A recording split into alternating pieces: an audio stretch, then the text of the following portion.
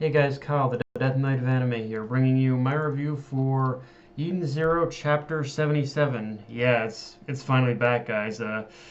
From here on, I think from here on, from what I know, like the reviews are going to mostly are going to mostly return to normal. I think the only thing is the is that the is that the frick, what is it? The One Piece and My Hero Academia reviews might be a little erratic because of the whole erratic because they're pretty much happening on the same on the same days that I would on the same days that I would normally also review One Piece. But yeah, but I'm sure I could still work that out. But yeah, Eden Zero Chapter 77. So the first big thing to talk about with this chapter is that Master Noah of Shooting Starlight was brought back into the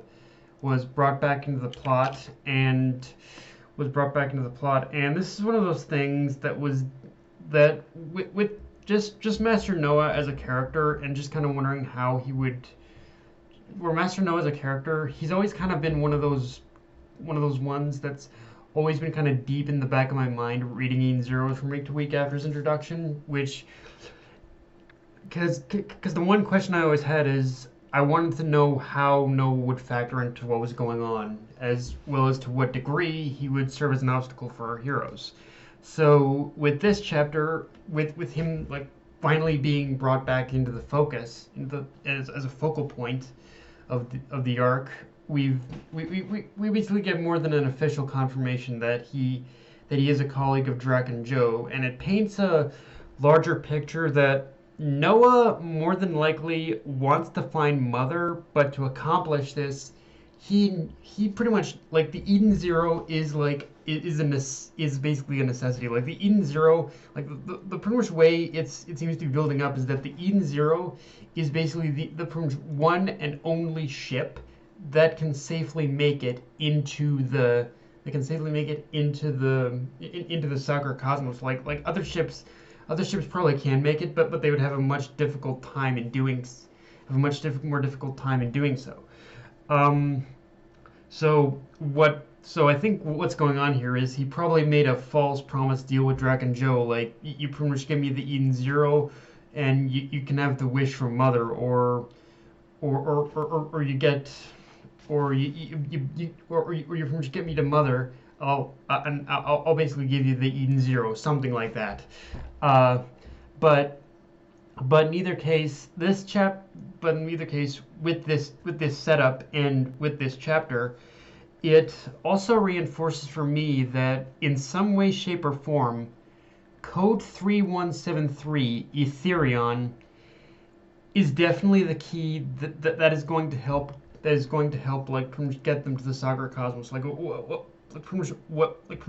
whatever is behind that vault door and whatever Etherion is, it is in fact going to be the key that pretty much separates the Eden Zero as the one ship that can actually travel to the Sakura Cosmos.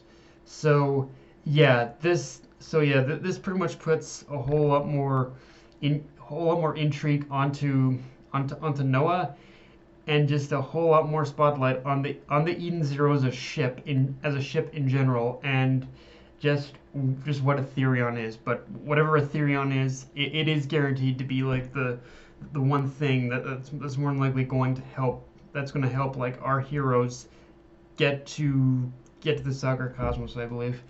Um, Also, let's talk about the other reveal in this chapter, which is that we get reintroduced to Jinn, and we learn that he and Sylph are siblings, which is one of those things that both is yet isn't surprising.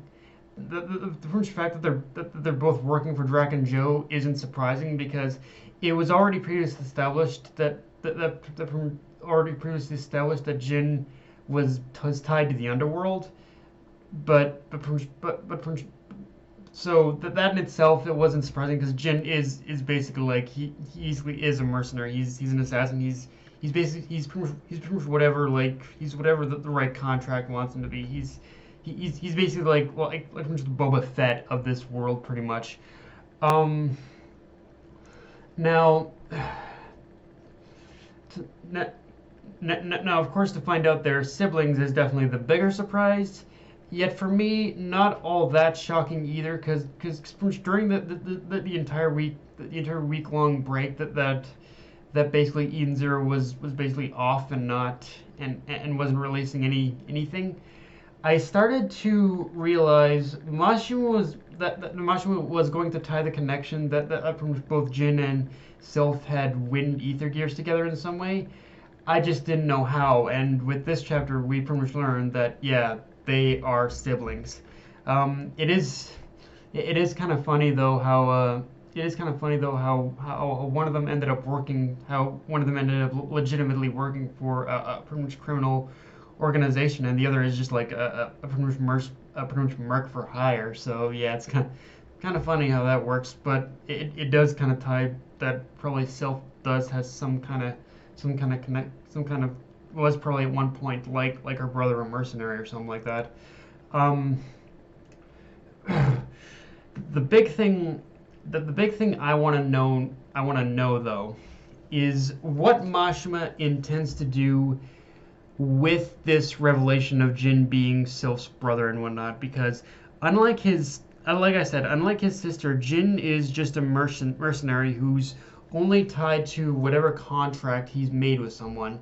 And although brief, we were shown like during the guild start that he does seem to have some form of respect for Shiki, some form of respect for basically Shiki. So it's a question of what Shiki can do in order to leverage the situation and get Jin to help him, because it's basically already clear that that's pretty much what the setup is going on. That pretty much Jin is probably one is that unless Mashima decides to kind of subvert our expectations even more, it's pretty clear that that's the setup. That basically Jin is going to do something in order to help Shiki. It's just a matter of how it's going to play out and what's going to be the motivational factor that's going to get Jin like pretty much on Shiki's side, I guess you could say.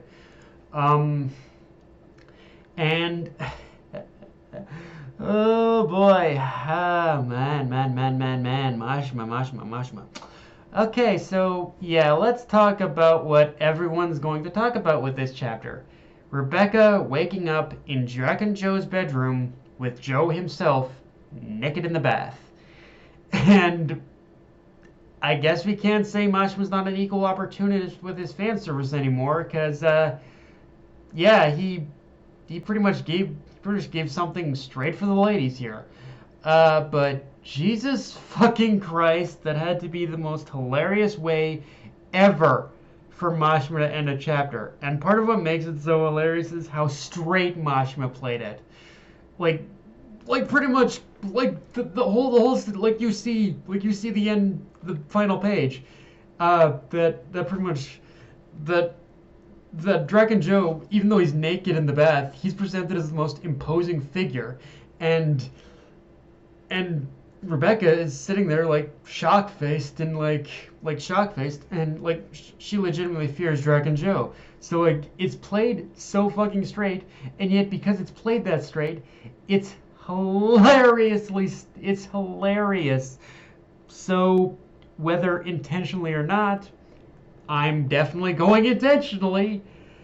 He created the perfectly blended moment of comedy and fan service in one single page. Yeah, what can I say? It's hilarious. The only thing I know he's not gonna come across this video, so I don't think he's gonna. But I think he still will do it anyway. The only thing I ask Mashima is that when you show him standing up next chapter, please don't flash his junk in our faces, please. Oh my God. Yeah. That. Yeah. What can I say? It's hilarious. Now, one thing for sure to talk about is that we're finally making a little bit more leeway in getting the medicine to Weiss, but knowing how things are going so far, it's pretty much inevitable that Homura is going to encounter her own little roadblock, and it'll be her own little roadblock, and she'll probably be forced in order to fight like which one of the element four, whoever's left. I guess I haven't keeping track, but yeah, so she's probably gonna have to fight one of the Noble Four, and it'll be interesting to see how she'll be able to fight while keeping the medicine safe.